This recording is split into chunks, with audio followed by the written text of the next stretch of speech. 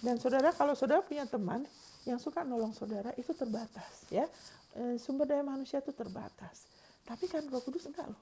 Dia nggak pernah kehilangan ide. Dia bisa tahu keluarkan saudara dari 1001 macam masalah. Amin. Tapi kalau kita punya teman yang baik sekalipun, sumber daya mereka terbatas. Terus kalau kita minta tolong, belum tentu saat itu mereka dalam kondisi yang bisa nolong kita. Tapi Roh Kudus selalu bisa nolong kita loh. Amin, saudara. Haleluya. Haleluya. Thank you Lord Jesus. Jadi kita tahu bahwa janji Tuhan itu warisan. Ya kan, berhak menerima janji Allah. Sayangnya di Indonesia tidak diterjemahkan sebagai warisan. Contohnya di Kolose 1 ayat 12. Ya kan, mengucap syukur kepada Bapa Allah Bapa yang telah melayakan kita. Ya, bahasa Indonesia bahkan nggak ditaruh telah ya. Kalau bahasa Inggris itu qualified. Qualified itu berarti telah, sudah selesai. Ya kan, bukan melayakan aja. Telah melayakan dengan melayakan itu beda. Telah itu berarti sudah selesai. Kenapa kok sudah selesai? Telah melayakan kita untuk menerima warisan kita. Tapi di bahasa Indonesia dikatakan melayakan kita untuk mendapat bagian yang ditentukan. Nah, kalau bagian yang ditentukan itu nggak ada dasar legalitasnya. Warisan itu ada dasar legalitasnya loh, saudara. Saudara, janji Tuhan itu legal. Saudara berhak 100%. Untuk saudara bisa mengalami dengan pasti. Izinkan saudara bergantung sama firman-Nya sebagai patokan dan rohnya. Bukan perasaan saudara, ya kan? Jangan fokuskan kepada doa saudara minta-minta, itu jangan jadikan patokan.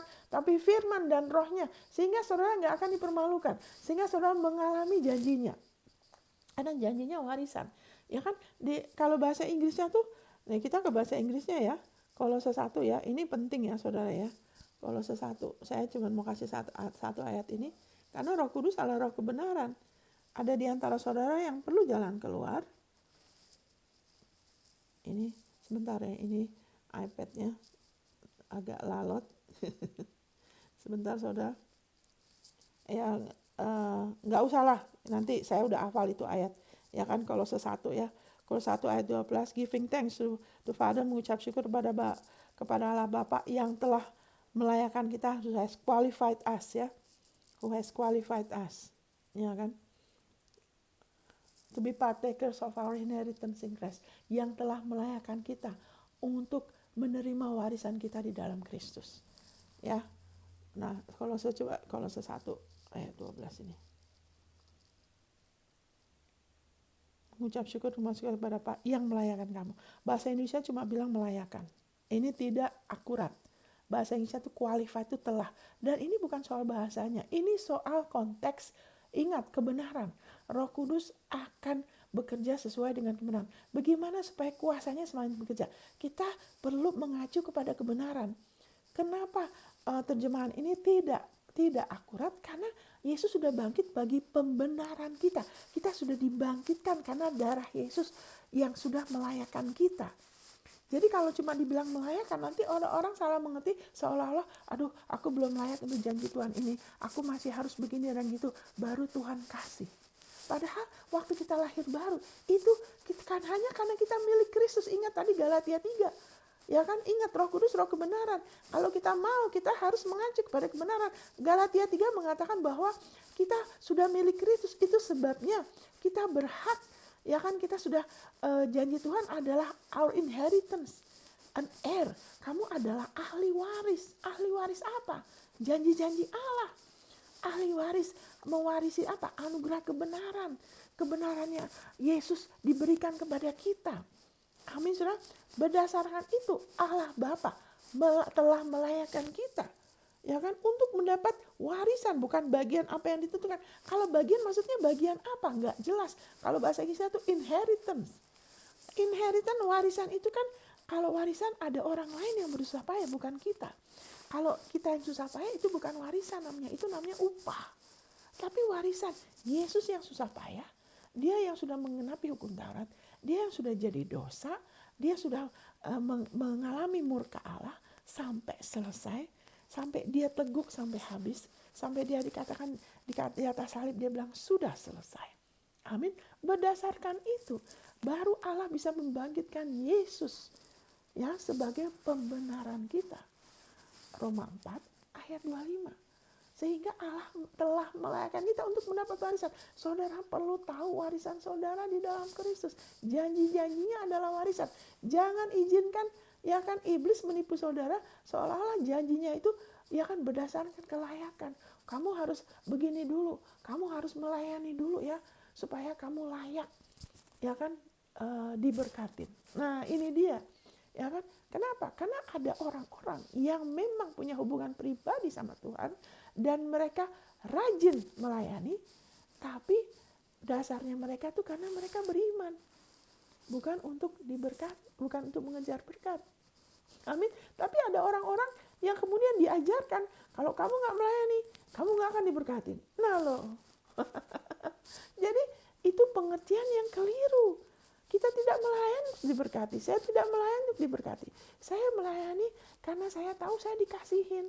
Allah baik sama saya dari kepenuhan itu, dari kasihnya itu. Saya ada kerinduan, belas kasihan untuk menjadi berkat bagi banyak orang. Amin. Saya tahu saya sudah diberkatin dengan segala berkat saya dalam Kristus.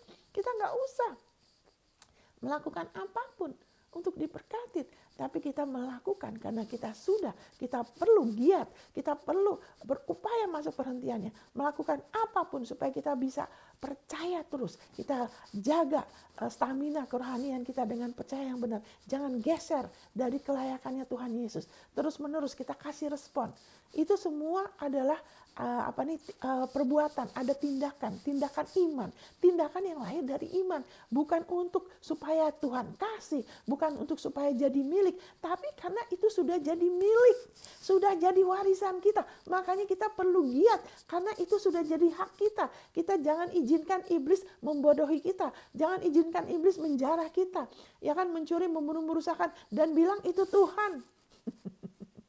Itu bukan Tuhan.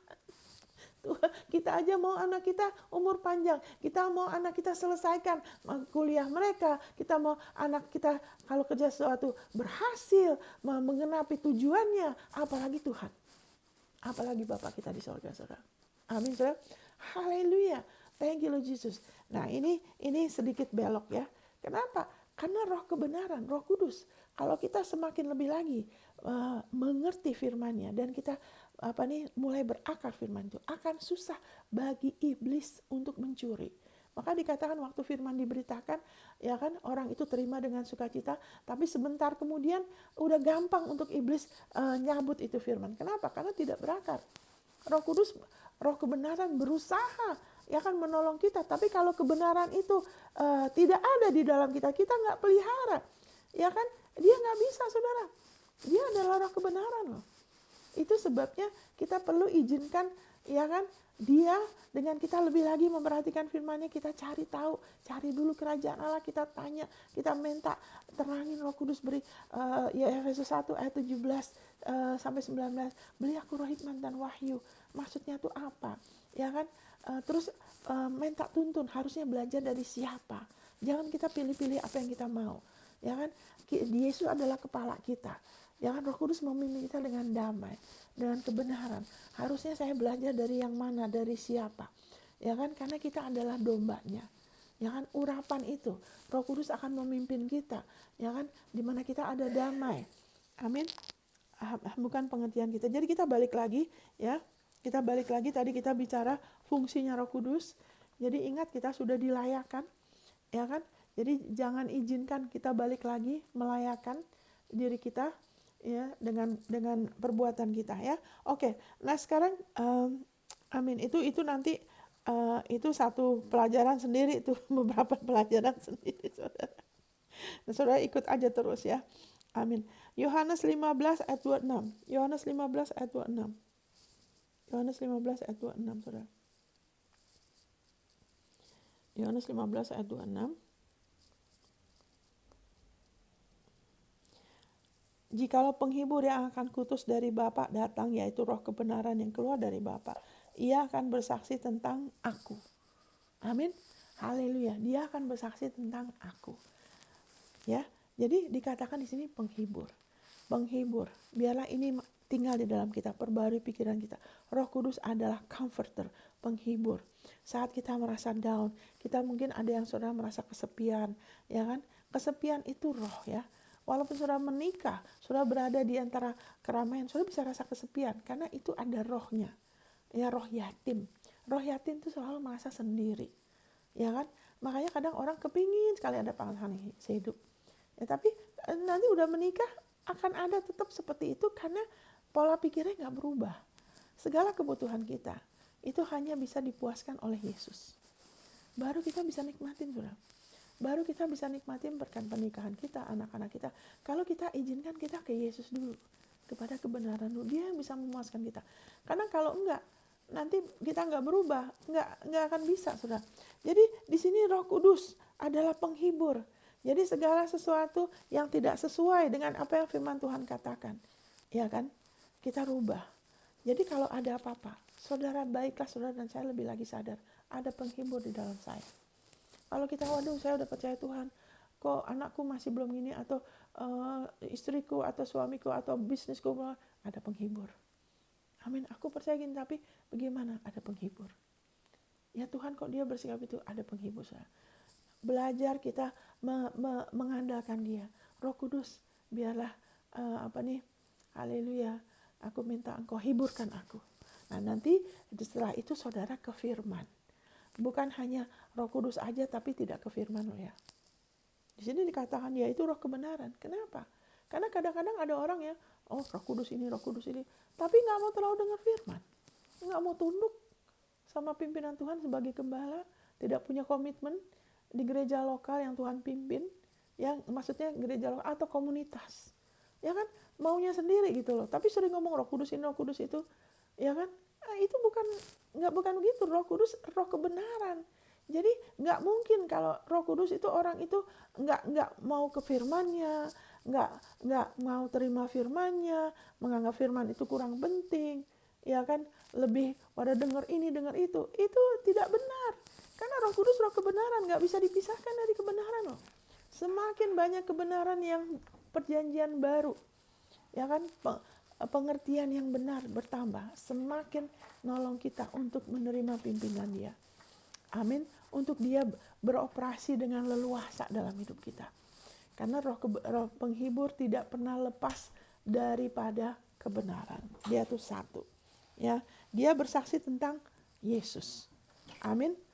Jadi Roh Kudus tidak pernah memimpin kita kepada perbuatan kita sendiri.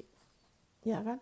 Kepada jeripaya kita, enggak. Dia akan selalu mengarahkan kita kepada Yesus, kepada penebusannya, kepada kelayakannya, kepada jati diri kita. Karena Dia roh kebenaran. Amin, saudara. Karena orang benar hidup oleh iman. Ya, tadi kita lihat itu penghibur. Ya kan, tadi kita sudah Nah, Yohanes 16 ayat 13. Haleluya, thank you Lord Jesus.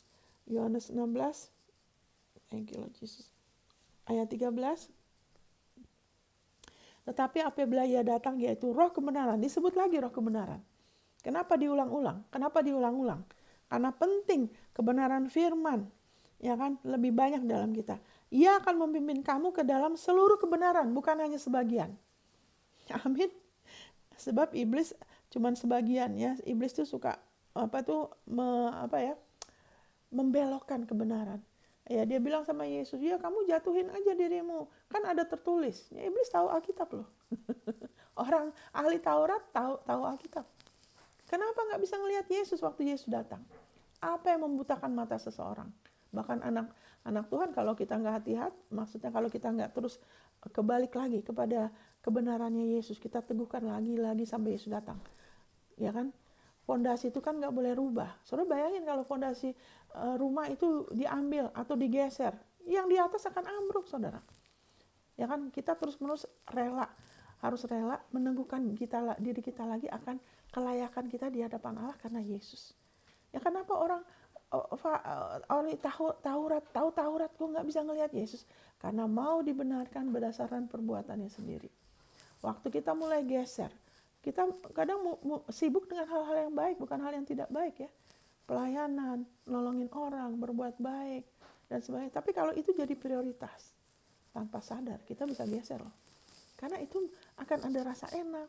Terus orang jadi, wah dapat kehormatan dari orang. Waduh, orang itu luar biasa ya, pengorbanannya, dedikasinya. Nah udah nanti akhirnya mulai geser tuh dikit-dikit. bisa lupa, akhirnya nanti sekali waktu akan mengalami benturan, bukan ngalir tapi jadi bukan lagi ngalir tapi ngambang, ya kan? Itu jadi makanya firman Tuhan katakan di Galatia 1, kita nggak bisa menyenangkan orang terus menyenangkan Kristus. Kita nggak bisa jadi hamba Kristus kalau kita lebih mementingkan orang pikir apa, penerimaan orang, penolakan orang. Itu menyebabkan kita nanti geser, nanti ada kebutaan, nggak bisa ngelihat, ya kan? Jadi gimana supaya Roh Kudus, Tuhan sudah kasih kita rohnya akan memimpin kita kepada seluruh kebenaran, ya kan, yang akan menolong kita, melindungi kita dari apa yang tidak benar. Karena iblis itu bohong, dia lihai sekali, dia akan masukkan, dia akan campur dengan kebenaran tapi nggak sebenar 100%. Seperti yang dia lakukan sama Yesus loh. Dia akan melakukan hal yang sama kepada saudara dan saya. Amin, saudara. Ya kan, dia akan campur, ya kan, perjanjian lama dengan yang baru. Ya memang sudah diselamatkan, memang sudah dibenarkan, tapi memangnya gampang masuk surga? Belum tentu Tuhan terima kamu. Walah, kenapa ada Roh Kudus di dalam kita selama-lamanya, saudara? Apa artinya Roh Kudus dalam kita selama-lamanya? Kalau Tuhan nggak terima kita, kalau Tuhan tidak pasti menerima kita, Roh Kudusnya nggak mungkin ada di dalam kita. Amin, saudara. Kalau Tuhan belum pasti terima kita, nggak mungkin ada Roh Kudus di dalam kita loh. Amin. Berarti kan, haleluya, kenapa ada Roh Kudus dalam kita? Karena kita sudah lahir baru. Kita sudah lahir dari Allah yang kudus. Kita lahir sebagai orang benar. Kita sudah lahir sebagai orang benar. Kita adalah orang-orang kudus. Firman Tuhan menyebut kita sebagai orang kudus. Amin, saudara. Sama aja nanti di surga sekarang. Sama seperti Kristus, kita ada di dunia ini sekarang. Roh kita sudah 100% benar dan kudus seperti Yesus. Makanya dikatakan dia buah sulung. Dia yang tertua, yang pertama lahir baru tuh. Firman Tuhan mengatakan kalau saudara belajar lebih lagi bahwa Allah membangkitkan Yesus. Dia melahir kembali sebagai yang sulung, buah yang utama. Dia adalah kakak tertua karena dia yang lahir baru nomor 1. Amin, saudara. Haleluya, Allah harus bangkitkan Yesus karena dia sempat terpisah dari Allah loh. Dia harus jadi dosa. Makanya Allah harus, aku peranakan engkau. Aku peranakan engkau. Kenapa harus diperanakan lagi? Udah anak, karena sempat pisah, karena dosa kita loh. Jadi hal seperti ini, ya memang kita harus, seolah-olah kan kayak rohani, padahal itu agamawi. Agamawi, saudara. Ya memang, kamu sudah ini, tapi kalau nggak sungguh-sungguh nih, Allah bisa menolak kamu. Aku tidak kenal engkau. Aku tidak pernah kenal kau. Loh, tidak pernah kenal berarti tidak pernah lahir baru loh. Kalau sudah lahir baru kan firman Tuhan mengatakan di Galatia 4, dia kenal kita, dia kenal nama kita, dia tahu berapa banyak rambut di kepala kita. Dia nggak mungkin bilang aku nggak pernah kenal engkau, karena Allah nggak bisa berdusta. Itu penafsiran yang keliru. Itulah yang iblis lakukan, membelokkan anak Tuhan kembali kepada kelayakan sendiri. Kenapa? Karena dia takut. Dia nggak bisa berkuasa untuk anak-anak Tuhan yang terus-menerus tidak mau geser dari dasar ini bahwa saya dibenarkan karena pemberitaan Injil ya. Titik. Nggak tambah plus. No, jangan saudara. Itu akan buka pintu sama iblis. Jangan ingat, Abraham tidak mengalami apa yang Ayub alami. Abraham tidak mengalami apa yang Daud alami. Kita adalah keturunan Abraham loh ya. Kita bukan keturunan Ayub, bukan keturunan Daud. Kita harus lebih mengerti perjanjian baru dulu. Supaya kita bisa merubah pola pikir kantong anggur yang lama dengan kantong anggur yang baru. Yaitu kita sudah berada dalam Kristus. Roh Kudus ada sama kita selamanya. Itu bukan karena kelayakan kita. Kita nggak mau bodoh. Amin. Itu karena kita dengar Injil dan itu adalah fondasi kita. Kita dibenarkan karena ketaatannya satu orang. Itu Roma 5 ayat 19. Karena ketidaktaatan Adam, semua orang sudah jadi orang berdosa, tapi karena ketaatan satu orang, Yesus Kristus, kita dijadikan orang benar. Amin, saudara. Itu sebabnya nggak usah mereka-reka. Nanti saya diterima nggak sama Tuhan ya? Saya bisa masuk surga nggak? Sekarang ada Roh Kudus kan di dalam diri saudara? Karena dia begitu dia ada, saudara terima, saudara percaya Injil, dia ada terus sama saudara loh. Jadi kalau dimasukkan, dilempar lagi seperti apa yang terkena, yang nggak benar, dilempar lagi ke neraka, berarti Roh Kudus akan dilempar ke neraka sama kita. Itu udah nggak benar. Kita adalah tubuh Kristus. Yesus adalah kepala. Ya tapi Bu Monica, kalau ada orang berdosa, Iya, hanya satu dosa yang gak diampunin kalau orang itu menolak Yesus. Karena di luar Yesus tidak ada korban yang lain. Tidak ada nama di bawah kolong langit ini. Itu kisah Rasul ya. Tidak ada nama yang lain di bawah kolong langit ini di mana manusia bisa diselamatkan.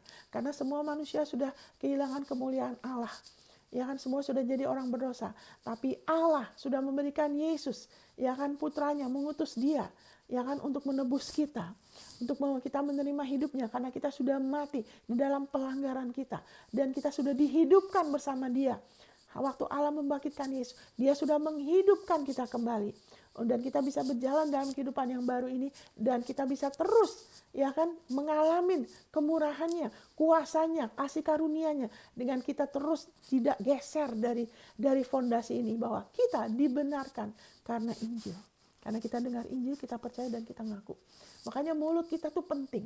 Mulut kita, ya iblis mau kita percaya yang keliru. Wah, nggak penting. Ya kan, perkataan kita nggak penting.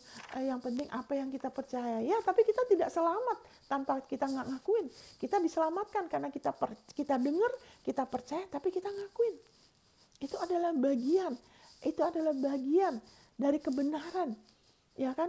Kita dibenarkan karena kepercayaan dengan mulut kita, dengan hati kita percaya, dengan mulut kita mengaku dan diselamatkan. Itu Roma 10 ayat 9 dan 10. Jadi mulut kita ini, ya kan? Nah, iblis suka mau menakut-nakutin anak Tuhan. Supaya apa? Karena kalau dia tidak membuat seseorang takut, tertekan rasa bersalah, dia nggak bisa mencuri, membunuh, merusakkan. Untuk dia bisa mencuri, membunuh, merusakkan, sampai anak Tuhan tidak terima pertolongan dari Roh Kudus, dia harus kasih dulu sesuatu yang keliru, kepercayaan yang keliru, sehingga menimbulkan rasa takut, ketidakpastian, rasa terhukum. Dari situ akan buka pintu sama dia untuk mencuri, membunuh, merusakkan. Amin, saudara. Yang hanya kita perlukan ialah kita menjadikan firman-Nya, ya kan, patokan, dan roh kebenaran. Roh kebenaran. Selalu ingat, ada roh kebenaran. Nomor 1, firman dan ke dia dulu. Tanya dia dulu. Ya kan, salah satunya yang sangat memberkati saya adalah Yohanes 7. Dikatakan di Yohanes 7, waktu itu Yesus, dari mana kita supaya kita dilindungin, Ibu Monica? Dari yang pengajaran yang gak benar. Ya, dikatakan waktu itu Yesus dituduh sama orang-orang. Yohanes 7 ya kan, ayat 16-17, wah kamu tuh dari Beelzebub. Ya kan, iblis tuh kurang ajar.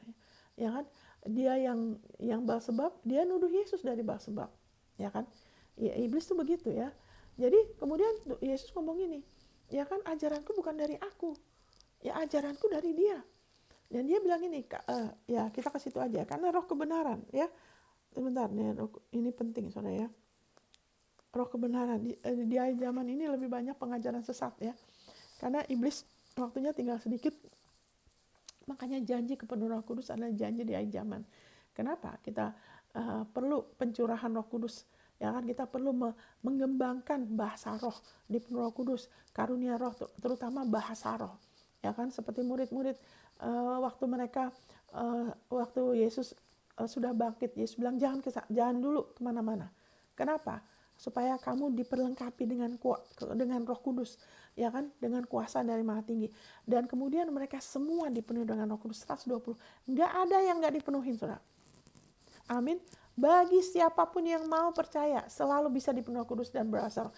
Itu orang kadang-kadang nggak mengerti karena tidak tahu bedanya antara baptisan Roh Kudus dengan karunia roh. Nah, itu pelajaran yang lain lagi.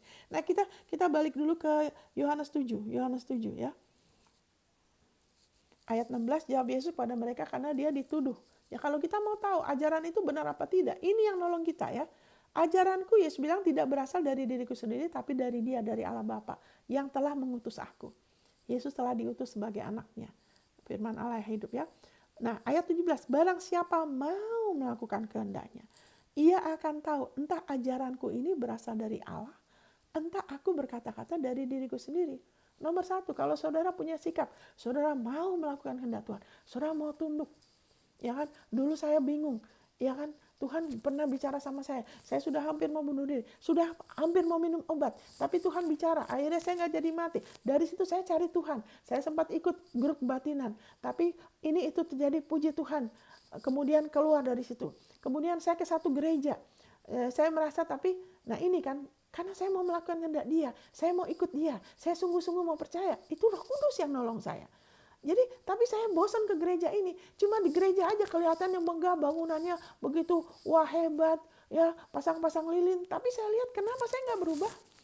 Kenapa? Karena saya sungguh-sungguh mau melakukan kehendak dia. Kehendak Tuhan adalah untuk manusia diselamatkan, untuk manusia tidak mengalami kebinasaan kekal, untuk tidak jadi satu sama iblis. Itu kehendak Bapa.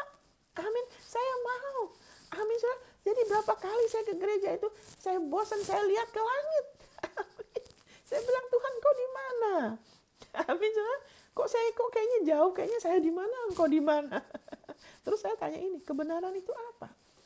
Karena kalau saya baca firman waktu itu saya belum lahir baru, saya takut, saudara. Ya kan saya mikir orang mati sekali waktu kan akan mati. Terus apa jaminannya saya nggak masuk neraka? Takut kan? Apa sih tujuan orang hidup? Ya kan itu Roh Kudus yang nolong. Amin, saudara. Roh Kudus, Roh kebenaran yang lagi nolong mengarahkan saya untuk menerima keselamatannya. Jadi akhirnya dari situ tanya, Tuhan, kebenaran itu apa? Saya jujur, Tuhan, aku nggak mau masuk neraka loh. Kalau dia udah menyelamatkan saya waktu saya mau bunuh diri, apalagi yang lain? Amin. Akhirnya singkat kata, saya kemudian dari Indonesia saya dapat warisan, saya ke Jepang. Waktu saya dengar Yesus, saya ke gereja, satu ke gereja tadi saya udah nggak mau, saya pikir semua gereja sama. Jangan suka bilang begitu ya. Tidak semua pelayanan sama loh. Tidak semua gereja sama loh, saudara. Saya hampir aja nggak mau.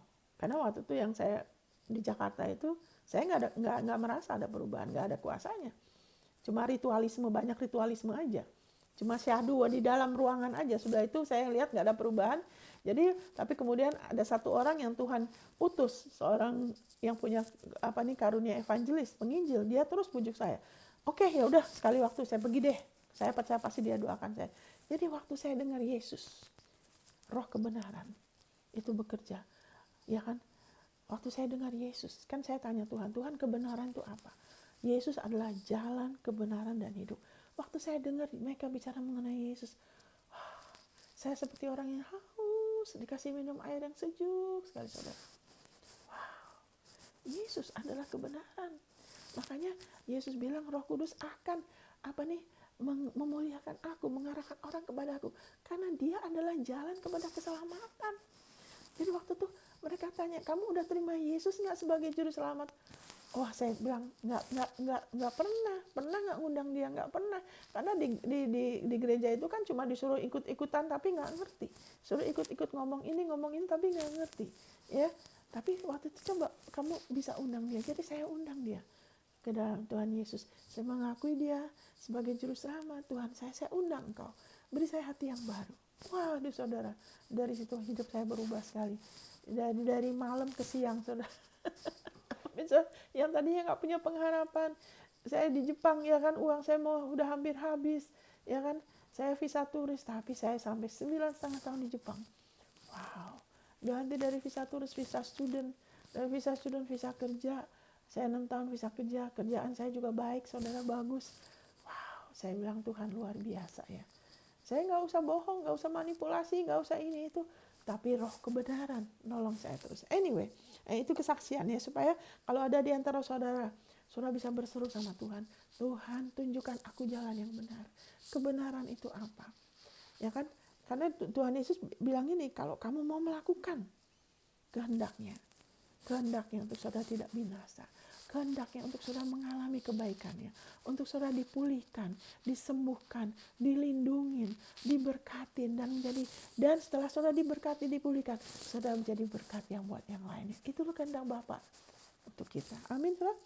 Jadi kalau kita mau tunduk sama kebenaran, kita beriman, ya kan, sama firman-Nya, sama Yesus, ya kan, kita akan tahu, ya kan, apa ajaran yang dari Allah sama yang bukan. Kalau kita mau tunduk kepada tujuannya Yesus, Tuhan, kau mau saya ngapain? Ya, kehendakmu apa? Ya kan, kita akan dilindungi dari yang palsu, saudara. Nah, ini dia ayat 18. Ada yang ditipu, kenapa? Barang siapa berkata-kata dari dirinya sendiri, ia mencari hormat bagi dirinya sendiri. Tetapi barang siapa mencari hormat bagi dia yang mengutusnya, ia benar dan tidak ada ketidakbenaran di dalam dirinya. Jadi kalau kita mencari hormat, pelayanan juga gitu. Kegiatan kita cari hormat buat siapa? Buat grup kita, bukan untuk pelayanan kita, supaya nama pelayanan kita hebat, untuk nama kita hebat, ya kan? Grup kita hebat, atau kita mencari hormat buat dia. Kalau kita mencari hormat buat dia, berarti ketidakbenaran tidak bisa tinggal di dalam kita. Kita nggak usah jadikan utama ya. Sayang ya, beberapa saya lihat udah geser. Karena yang dipentingkan bukan lagi kepentingan Kristus, ya kan, pengorbanan dia itu nggak jadi fokus. Yang jadi fokus yang lainnya. Jadi mulai melenceng, mulai ada kompromi di sana sini, ada ketidakbenaran. Kenapa? Karena cari hormat bagi dirinya. Apakah itu grup, bahkan pelayanan, bisnis. Kalau mencari hormat buat sendiri, ada ketidakbenaran. Makanya kita minta Bapa, bantu aku. Roh Kudus penolong, roh kebenaran. Ya kan?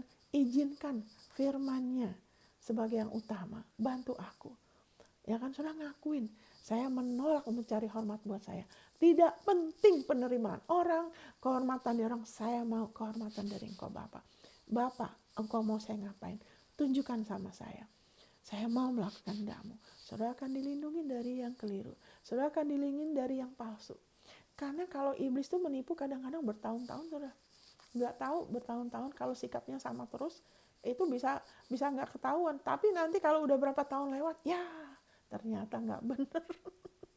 Makanya persekutuan kita sama dia, ya, roh hidup kekal is to know him.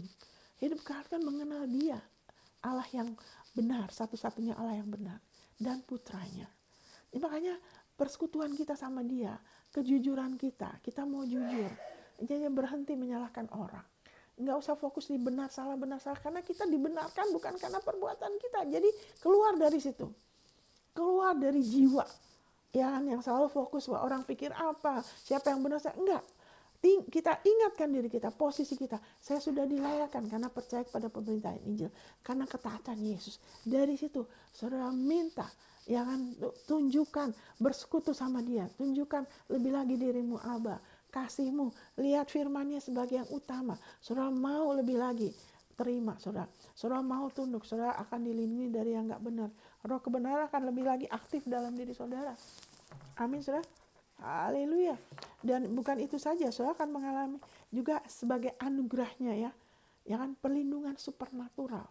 Karena iblis gak akan bisa menyeret saudara kembali kepada kelayakan diri saudara. Amin. Itu akan membuka pintu bagi roh kebenaran, penolong untuk memimpin. Dan kadang-kadang itu tanpa sadar, ya kan. Waktu itu juga pernah berapa bulan yang lalu, ya saudara, kita berdoa bersama. Terus saya merasa, masih pengen berbahasa roh ya. Terus waktu berbahasa roh, kita berbahasa roh, biasanya kita nggak berdoa buat diri kita, tapi mau berbahasa roh. Akhirnya kita berbahasa roh, terus Roh Kudus kasih tahu begini, Tuhan, kalau ada sesuatu batu sandungan di jalan kami, kami berdoa supaya itu disingkirkan. Saudara tahu nggak hari itu? Saya hampir ketabrak motor yang lagi ngebut luar biasa, saudara. Itu cuma beda beberapa senti loh. Itu kalau bukan Roh Kudus yang kasih bocoran. Ya kan, saya nggak rasa Roh Kudus apa enggak, yang penting ngalir aja. Mau tunduk, ya kan, mau ikutin. Dia bilang doa bersama, ya kan, itu penting. Ya doa, sebagai imam kita berdoa bersama untuk pemulihan tubuh Kristus. Berdoa pakai patron doa, berdoa dengan berbahasa roh. Ya kan, itu membuka pintu bagi kasih karunia-Nya. Amin saudara. Haleluya. Roh Kudus, roh kebenaran akan selalu membimbing saudara kepada seluruh kebenarannya, supaya saudara mengalami yang terbaik. Amin saudara.